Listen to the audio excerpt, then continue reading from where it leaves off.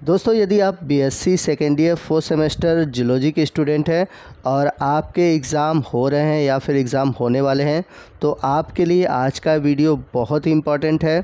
Important इसलिए है क्योंकि आज के सिर्फ इस एक ही वीडियो में आपके जूलॉजी सिलेबस के यूनिट 1 से लेकर यूनिट 8 तक के जितने भी मोस्ट इम्पॉर्टेंट क्वेश्चन हैं वो सभी क्वेश्चन एक सिंगल वीडियो में मिलने वाले हैं। और वीडियो में मैंने ऐसे क्वेश्चन को इंक्लूड किया हुआ है जो कि प्रीवियस ईयर में अलग अलग यूनिवर्सिटी में पूछे गए हैं, तो आपको अलग अलग यूनिवर्सिटी के पेपर को देखने की ज़रूरत नहीं है। और यदि आप किसी एक यूनिट से रिलेटेड क्वेश्चन देखना चाहते हैं तो आपको किसी भी पेपर के हर एक क्वेश्चन को देखना होगा।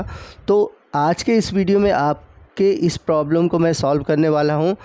आपके जितने भी यूनिट हैं, हर एक यूनिट से रिलेटेड जितने भी मोस्ट इम्पॉर्टेंट क्वेश्चन हैं उन सभी क्वेश्चन को मैं यूनिट वाइज लेकर आया हूं।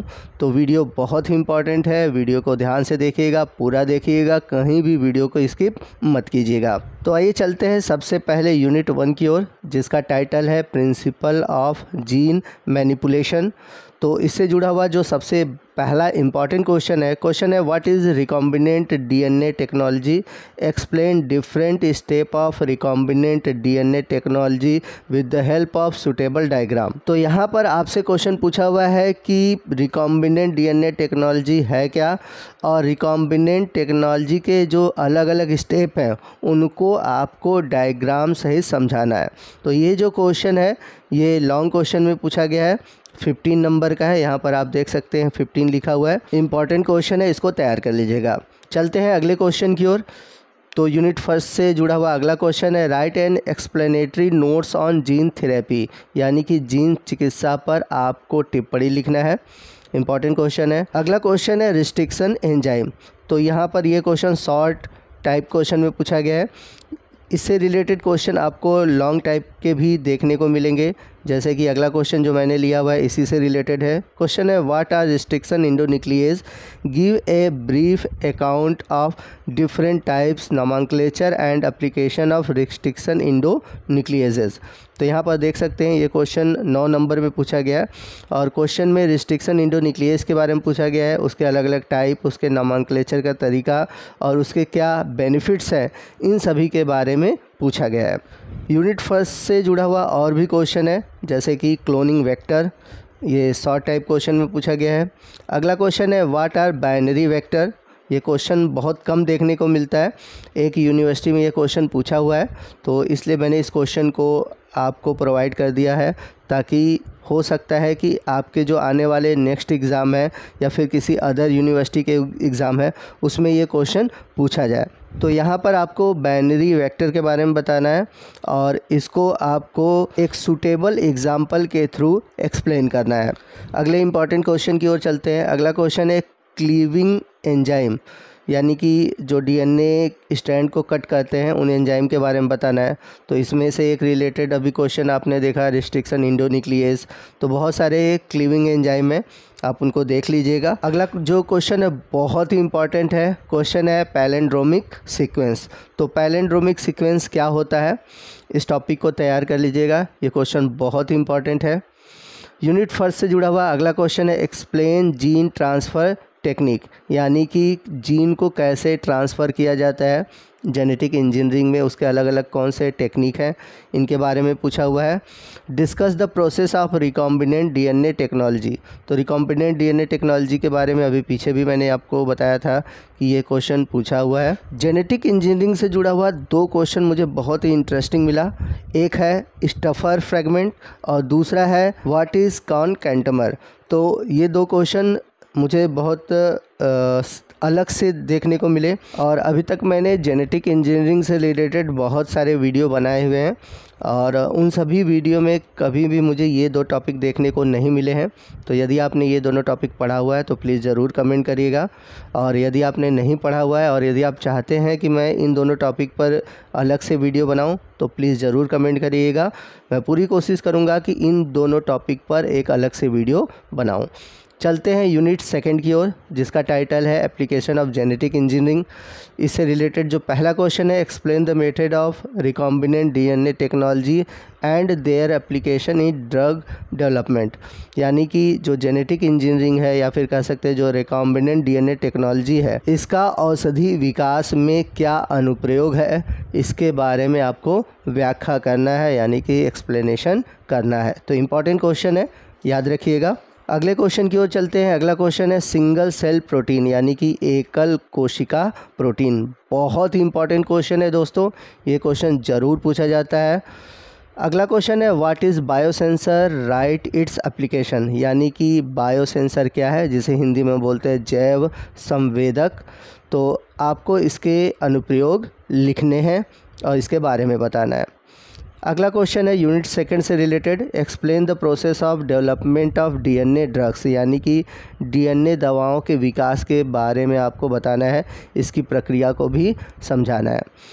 अगला क्वेश्चन बायोसेंसर और बायोचिप से है, यानी कि आपको इन दोनों के बारे में बताना है। ये दोनों टॉपिक बहुत इंपॉर्टेंट है और पूछे जाने वाले क्वेश्चन है। अगला क्वेश्चन मोस्ट इम्पॉर्टेंट है। क्वेश्चन है what are the method of development of transgenic plants. यानी कि ट्रांसजेनिक प्लांट होते क्या हैं, पहले तो आप ये ज़रूर तैयार कर लीजिएगा। या फिर ट्रांसजेनिक एनिमल क्या होते हैं, या फिर क्वेश्चन आपसे ऐसे भी पूछा जा सकता है कि ट्रांसजेनिक ऑर्गेनिज्म होते क्या हैं। और इसके अलावा आपसे ये भी पूछा जा सकता है कि ट्रांसजेनिक प्लांट या एनिमल का फॉर्मेशन या डेवलपमेंट किस तरीके से किया जाता है। तो इम्पॉर्टेंट क्वेश्चन है, तैयार रखिएगा। अब आइए चलते हैं अगले यूनिट की ओर, यानी कि यूनिट थर्ड, जिसका टाइटल है डीएनए डायग्नोस्टिक। तो इससे जुड़ा हुआ क्वेश्चन है explain the molecular probe for diagnosis of disease with suitable example. यानी कि रोगों के निदान में जो आणविक जाँच है, जिसको हम मॉलिक्यूलर प्रोब कहते हैं, उसका उदाहरण के साथ आपको वर्णन करना है। इम्पॉर्टेंट है, बहुत इम्पॉर्टेंट है, मैं कहूँगा आप इसको तैयार करिएगा। अगला क्वेश्चन है यूनिट थर्ड से, write in brief the concept of pharmacogenomics and pharmacogenetics.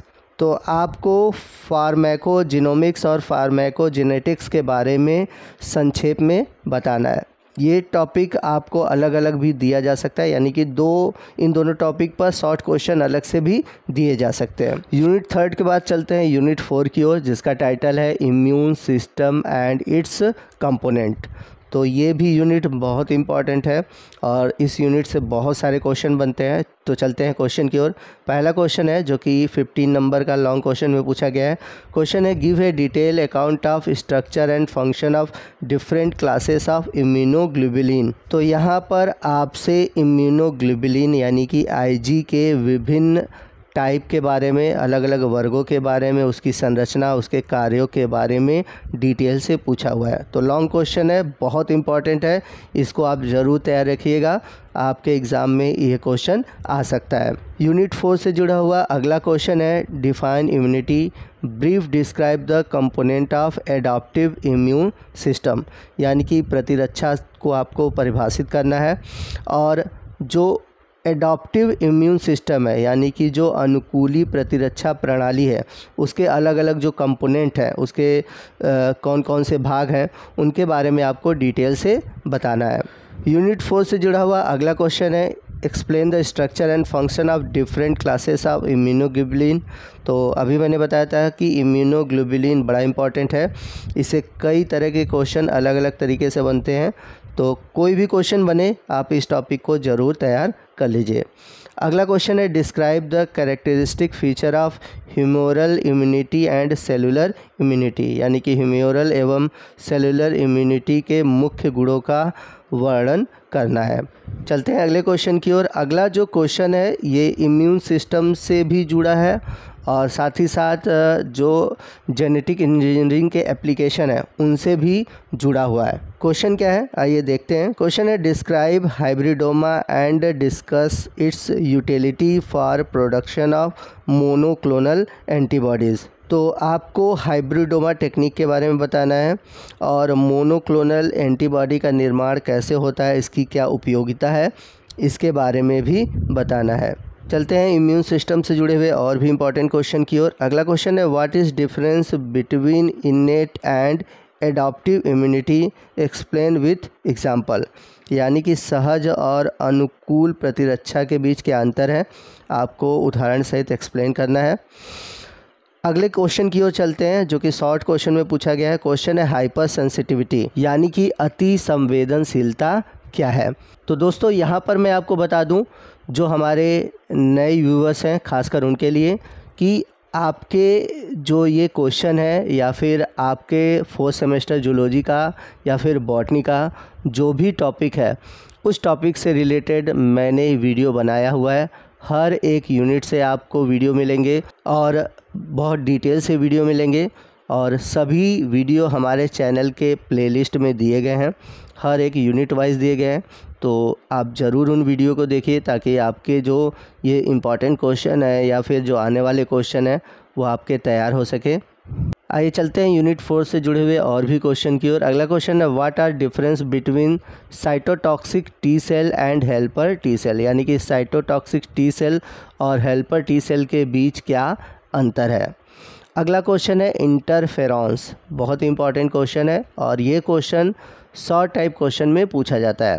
आइए चलते हैं अगले यूनिट की ओर, यूनिट 5 और यूनिट 6 जो कि बायोस्टैटिक्स से जुड़े हुए हैं, यानी कि आपको यूनिट 5 में बायोस्टैटिक्स फर्स्ट और यूनिट 6 में आपको बायोस्टैटिक्स सेकंड देखने को मिलेगा। और इनसे जुड़े हुए क्वेश्चन पूछे जाते हैं, न्यूमेरिकल पूछे जाते हैं और थ्योरी भी पूछी जाती हैं। तो किस तरह के क्वेश्चन बनते हैं और आप सारे स्टूडेंट में से सबसे ज़्यादा जो डाउट है या सबसे अधिक टेंशन बना हुआ है वो इन्हीं यूनिट से है कि इन यूनिट से किस तरह के क्वेश्चन बनेंगे। तो जितने भी टाइप के क्वेश्चन बने हैं, जितने टाइप के क्वेश्चन अलग अलग यूनिवर्सिटी में पूछे गए हैं, उन सभी क्वेश्चन को मैं इस वीडियो में इंक्लूड किया हुआ। हर एक क्वेश्चन आपको देखने को मिलेगा, हिंदी और इंग्लिश दोनों में मिलेगा। तो यहाँ पर आप पहला क्वेश्चन देख सकते हैं, find the mean median and mood off the following data. तो यहाँ पर ये अलग अलग डेटा दिया गया है, आपको इसका मीन, मीडियन और मूड तीनों ही ज्ञात करना है। अगले क्वेश्चन की ओर चलते हैं। अगला क्वेश्चन है a tobacco company claim no relation between smoking and lung disease the investigate the claim random sample of 300 males were tested the observing sample results are tabulated below, यानी कि क्वेश्चन में पूछा हुआ है कि एक तंबाकू कंपनी का दावा है कि धूम्रपान और फेफड़े की बीमारियों के बीच कोई संबंध नहीं है। इस दावे की जांच के लिए उसने 300 पुरुषों के नमूनों का परीक्षण किया, जिसके नमूनों को उसने एक टेबल के रूप में दिया हुआ है। तो यहाँ पर देख सकते हैं धूम्रपान करने वाले, धूम्रपान न करने वाले और कुल, इन सभी का डेटा आपको टेबल के फॉर्म में दिख रहा होगा। अब इस जानकारी के आधार पर क्या निष्कर्ष निकाला जा सकता है कि धूम्रपान और फेफड़ों के रोग स्वतंत्र हैं। ठीक है, ये क्वेश्चन है और इस क्वेश्चन को आपको सॉल्व करना है और ये प्रीवियस ईयर किसी एक यूनिवर्सिटी में पूछा हुआ क्वेश्चन है। आइए चलते हैं अगले क्वेश्चन की ओर। अगला क्वेश्चन है calculate median from the given table. तो यहाँ पर क्लास इंटरवल और फ्रीक्वेंसी दी गई है, आपको इसका मीडियन निकालना है। आइए चलते हैं अगले क्वेश्चन की ओर। अगला question write about elementary idea probability and its application, यानी कि संभावना और उसके अनुप्रयोगों के प्राथमिक विचार के बारे में आपको लिखना है। बायोस्टैटिक्स से जुड़ा हुआ अगला क्वेश्चन है brief describe the mean, median and mode with merit and demerits, यानी कि मीन, मीडियन, मोड की क्या मेरिट्स है, यानी कि योग्यता है, क्या अयोग्यता है, इसका आपको वर्णन करना है। आइए चलते हैं बायोस्टैटिक्स से जुड़े हुए अगले क्वेश्चन की ओर, जो कि शॉर्ट टाइप क्वेश्चन में पूछा गया है। क्वेश्चन है स्किवनेस और कर्टोसिस, बहुत इंपॉर्टेंट क्वेश्चन है। ये दोनों क्वेश्चन शॉर्ट टाइप क्वेश्चन में पूछे गए हैं और आप इस क्वेश्चन को ज़रूर तैयार कर लीजिएगा। इस टॉपिक पर मैंने वीडियो भी बनाया हुआ है, आप चाहे तो वो वीडियो देख सकते हैं और अपना प्रिपरेशन अच्छे से कर सकते हैं। बायोस्टैटिक्स से जुड़ा हुआ अगला क्वेश्चन है define central tendency, describe different measures of central tendency in detail, यानी कि केंद्रीय प्रवृत्ति को परिभाषित कीजिए, केंद्रीय प्रवृत्ति के विभिन्न मापों का विस्तार से वर्णन कीजिए। अगले क्वेश्चन की ओर चलते हैं। अगला क्वेश्चन बहुत इंपॉर्टेंट है। क्वेश्चन है T test and chi square test.